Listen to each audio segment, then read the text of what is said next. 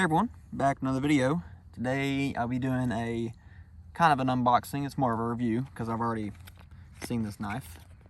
This is 0054.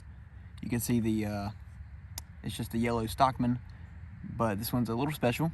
It's a 3318 PU CV, and this one's from 2012. You can see how much I paid for it there. So let's get into this. Was not wrapped, but you know, just the classic yellow Stockman that everybody knows and loves. Is a 18 Stockman, so it's just the medium size. Looks fairly normal. Of course, you have the standard clip point blade with the 2012 Tang stamp there. Good snap on that. You have your sheep's foot. You can see the pattern number on the sheep's foot. USA 3318 PU. The 3 is for the yellow synthetic. 3 is for 3 blades. 18 is the Stockman pattern. And then PU is for punch. This is a Stockman with a punch. And the punch is stainless steel, while the blades, the 2 blades, are CV or chrome vanadium, the predecessor to what the new knives are calling carbon steel, and CV is closer to the kind of what the older generation knows as their carbon steel blades. It's going to be the CV. So let's start off. Of course, you have your clip point blade, very shiny with their stainless steel, well, not stainless, they're chrome vanadium polished blade. All right, there. Let's close that one. Show y'all the sheep's foot. There is the sheep's foot with a pretty consistent grind on this. This was back in 2012, and they're making pretty solid knives back in the day. Better than what they're making now, but it's neither here or there. Then you have the punch, and you can see kind of the bevel here. This is fairly sharp, but it is nice and pointy there at the end. It is nice and pointy.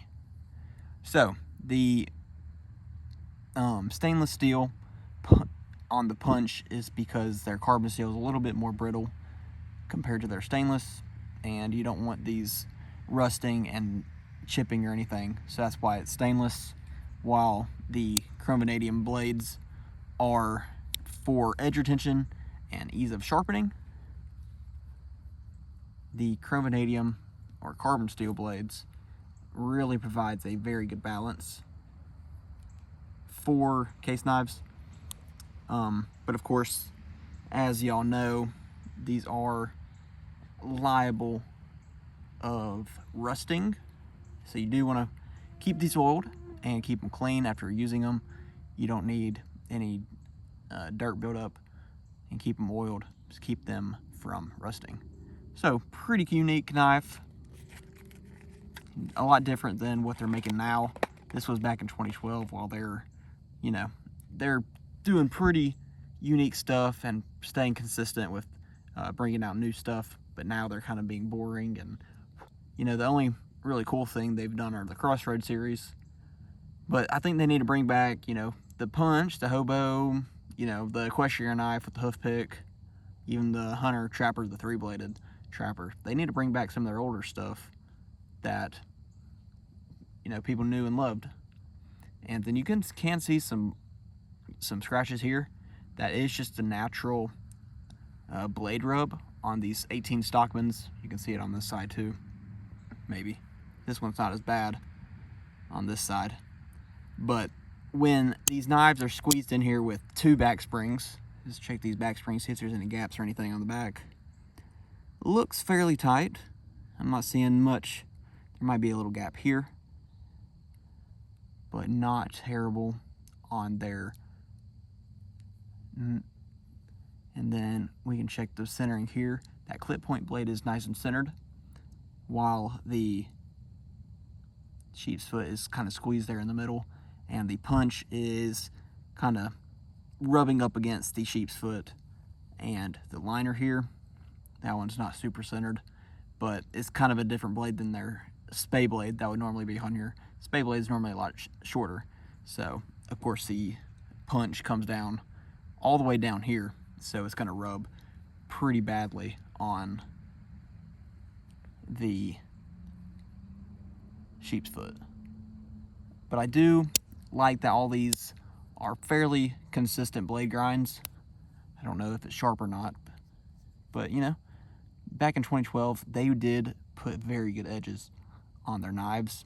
I would assume this one's fairly sharp because this is an older knife relatively, and it does have a nice fairly equal bevel on there. So I think this is a pretty good example of a 2012 case knife.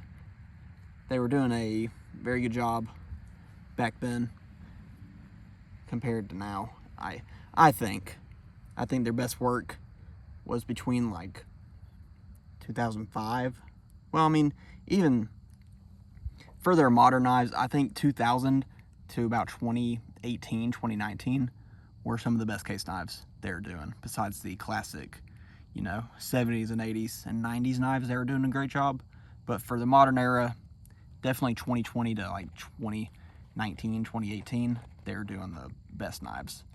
So, hope y'all enjoyed this video. Make sure y'all like and subscribe, and I hope y'all will come for the next video. I'll see y'all on the next one.